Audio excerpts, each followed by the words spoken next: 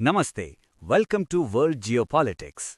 दक्षिण एशिया की पहाड़ियों के ऊपर सिर्फ धुआं नहीं उठ रहा, यहाँ इतिहास बदला और महाशक्तियों की महत्वाकांक्षा टकरा रही है। हाल ही में पाकिस्तान एयरफोर्स ने एक बार फिर अफगानिस्तान के भीतर एयर स्ट्राइक की। निशाना क्या था? आतंकवादी ठिकाने या रणनीतिक संदेश? ये सवाल अब पूरे क्षेत्र में गूंज रहा है। लेकिन इस बार जवाब बम से नहीं, गीत से आया। तालिबान ने नवंबर 2025 में एक उर्दू गीत रिलीज किया। पाकिस्तान की मिलिट्री को गुलाम, नमक हराम, अमेरिका का यार कहकर संबोधित किया। ध्यान दीजिए, उर्दू अफगानिस्तान की प्रमुख भाषा नहीं। तो फिर क्यों? ये था एक साइकोलॉजिकल ऑपरेशन। सीधा संदेश इस्लामाबाद की जनता और सत्ता प्रतिष्ठान को। बॉर्डर या प्रेशर पॉइंट? रिपोर्ट्स के मुताबिक हालिया बमबारी पक्तीका प्रोविंस और नंगरहर प्रोविंस में हुई। अफगान अधिकारियों के अनुसार महिलाओं और बच्चों सहित कई निर्दोष लोग मारे गए। इसी दौरान इंडिया ने आधिकारिक बयान जारी कर नागरिक हताहतों की कड़ी निंदा की और इसे पाकिस्तान द्वारा आंतरिक विफलताओं को बाहरी मोर्चे पर ट्रांसफर करने की कोशिश बताया। ये बयान सिर्फ कूटनीतिक शब्द नहीं था, ये क्षेत्रीय पावर पोजिशनिंग थी। क्या ये वाकई आतंकवाद विरोधी ऑपरेशन है या फिर इससे कहीं बड़ा खेल?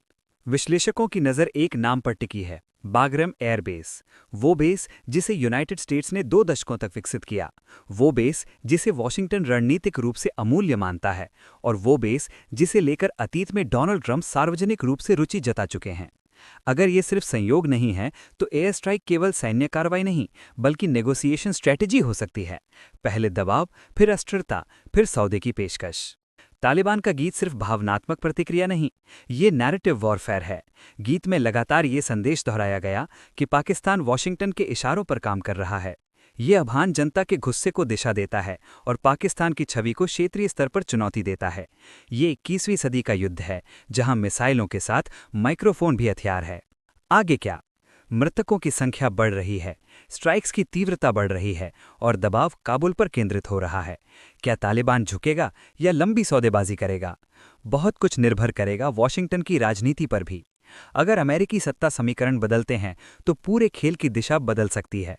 ये सिर्फ पाकिस्तान बनाम अफगानिस्तान नहीं है, ये इस्लामाबाद, काबुल और वॉशिंगटन के बीच एक बहुस्तरीय शक्ति संघर्ष है। हर एयर स्ट्राइक एक संदेश है, हर बयान एक रणनीतिक संकेत और हर गीत एक जियोपॉलिटिकल वॉरहेड। दक्षिण एशिया की ये शतरंज अभी खत्म नहीं हुई है, ये तो बस अगली चाल की तैयारी